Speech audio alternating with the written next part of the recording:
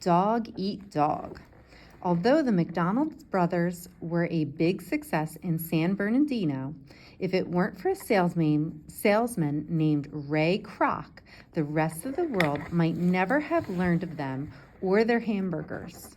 Kroc was selling milkshake mixers in 1954 when he visited the McDonald's self-serve restaurant. The brothers were two of his best customers. The milkshake machine that Kroc sold was called a multi-mixer. It could make 5 milkshakes at once. Kroc wondered why the McDonald's brothers needed 8 of these machines. There was a lot of milkshakes for one small burger joint. Over the years, Kroc had visited a lot of restaurant kitchens, demonstrating all the special features of the multi-mixer, but he had never seen anything like the McDonald's speedy service system. Kroc looked at the new restaurant through the eyes of a salesman and dreamed about putting McDonald's at busy intersections across the United States. Up until that day, Kroc's life had been full of failure, missed opportunities, and disappointment. He'd grown up in Oak Park, Illinois, not far from Chicago, where his father worked for a telegram company. Kroc was a charming and funny young man. He set out to be a jazz musician, played in a band at nightclubs, and worked at a Chicago radio station. Unable to earn a good living as a musician, he became a traveling salesman. He picked up a few tricks of the trade while briefly employed at his uncle's coffee shop. That was where I learned you could influence people with a smile and with enthusiasm, Kroc later admitted, and sell them a sundae when what they'd come in for was a cup of coffee.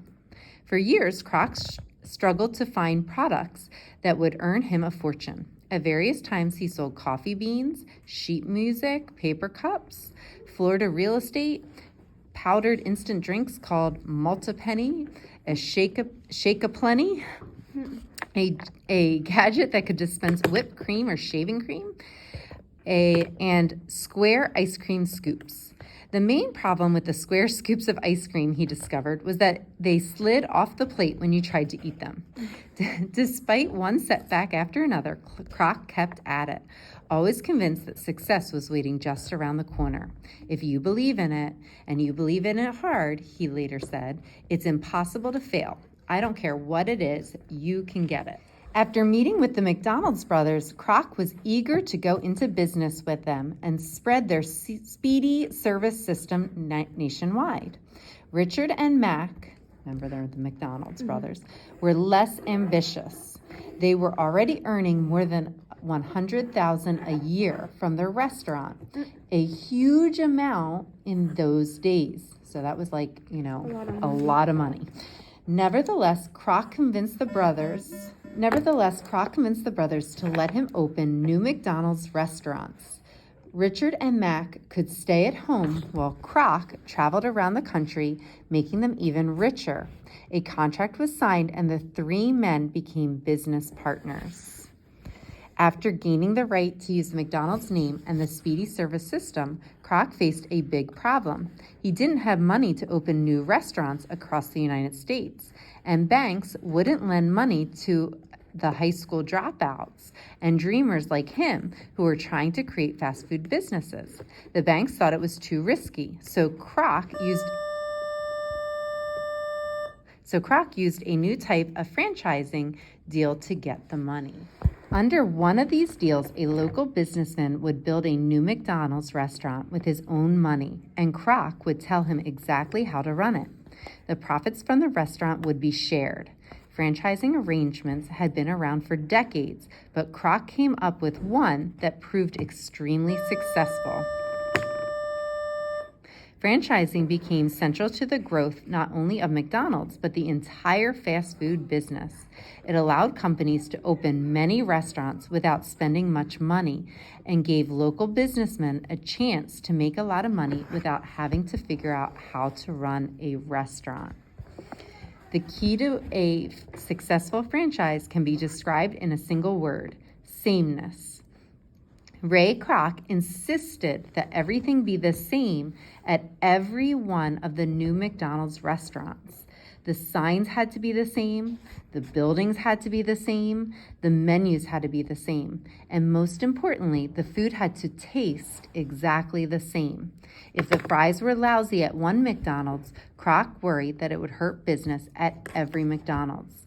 He had little patience for McDonald's restaurant owners who tried to do things differently, who would not conform to his rules.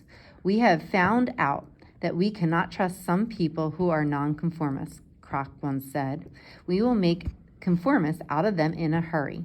The organization cannot trust the individuals must trust the organization. Kroc didn't look for wealthy people to put the money for the new McDonald's restaurants. He tried to find businessmen who would actually run the restaurant as well as own them, people willing to give up their former lives and devote themselves fully to McDonald's. These new owners had to start with just one restaurant. They would have to follow Kroc's orders, and if they behaved well, they would get a chance to open a second McDonald's. Most of all, Kroc demanded loyalty. He believed so completely in McDonald's that the company almost seemed to him like a new religion. Anyone who broke the rules was likely to be punished. And any other restaurant chain that tried to steal McDonald's customers was headed for trouble. Kroc had a harsh view on how to compete with fast food rivals. "This is a rat eat rat, dog eat dog," he ordered. "I'll kill 'em, and I'm going to kill 'em before they kill me. We're talking about the American way of survival of the fittest." So in other words, he didn't like his rivals, right? He wouldn't be happy with Burger King. He would try to make sure that he beat them out. While Kroc traveled the country spreading the word about the speedy service system, Richard and Mac relaxed in San Bernardino. Kroc began to resent the McDonald's brothers, claiming that while he was doing all the hard work, grinding it out, grunting and sweating like a galley slave, they were sitting at home reaping the rewards. His original agreement with the McDonald's gave them the right to block any changes to the speedy service system. The brothers had the final word in running the restaurants that carried their name. In fact, a fact that angered Kroc. In 1961, Kroc borrowed money to buy Richard and Mac's share of the company. The brothers each received about $1 million. That sounds like a lot of money, but as the company grew, so did the value of what they gave up. If Richard and Mac had kept their share of McDonald's instead of selling it to Ray Kroc, by the 1990s, their income. Please pardon me. If Richard and Mac had kept their share in McDonald's instead of selling it to Ray Kroc, by the 1990s, their income would have reached more than $180 million a year. That's a lot. Yeah, a lot. So they only got $1 million each for their share, and if they had stayed with it, right, by the 1990s, like 30 years later, they could be making more than $180 million a year instead of just that little $1 million that they got. As part of the buyout deal, the McDonald's brothers insisted on keeping their original restaurant in San Bernardino. Kroc let Richard and Mac keep that one restaurant, but forced them to change its name. Eventually, I opened a McDonald's across the street from that store, which they had renamed the Big M, Kroc admitted later, and it ran them out of business. So not only did he let them keep the one McDonald's, but he wouldn't let them call it McDonald's. They had to change their name, the Big M. And then he was not very nice, right? He opened a restaurant across the street so that people would buy McDonald's instead of theirs. Kind of mean, right? All right. More and more of the same. Led by McDonald's, the fast food industry spread across the United States. The Southern California way of life was no longer so unusual.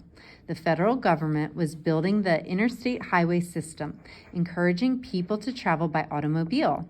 Other cities began to rely on cars instead of trains, and new suburbs grew throughout the country, just as they had in Los Angeles. Between 1960 and 1973, the number of McDonald's restaurants had increased from 200 to almost 3,000. Gasoline shortages in 1973 gave the fast food industry a brief scare, as many people worried that America's love affair with the automobile was about to end. When the crisis passed, McDonald's began to open restaurants in downtown city centers as well as in the suburbs. One by one, the founding fathers of the fast food business sold their companies or retired. An industry that had started in the 1950s with a series of small local fast food chains became dominated in the 1980s by multinational corporations. Family-owned restaurants found it hard to compete with these giants and began to disappear. The success of McDonald's had enormous impact on other small businesses too. Franchising deals seemed like an easy way to create new companies in everything from automobile parts, Meineke Discount Mufflers, to weight control business, Jenny Craig International. Some companies grew through franchising, others by owning all their stores. The most important thing that many businesses copied from McDonald's was the total dedication and the sameness. They started selling the same products the same way in hundreds of buildings that looked exactly the same. Like Wendy's. In 1969, Donald and Doris Fisher decided to open a store in San Francisco that would sell blue jeans the way that McDonald's brothers, Burger King, and KFC sold fast food. They called their store The Gap. Oh, I know where that is. 30 years later, there were more than 1,700 Gap Kids, and Baby Gap stores in the United States. American cities and towns that once looked very different from one another, that once had mainly small family-owned businesses, all began to look the same. Hamburger Charlie could hardly have imagined, as he squished those meatballs between two pieces of bread at the Outagamie County Fair, how much change one sandwich could set in motion. Hamburgers eventually became a lot more popular than cow tongue and spinach. Altogether, Americans now eat about 13 billion hamburgers every year. If you put all those burgers in a straight line, they would circle the earth more than 32 times.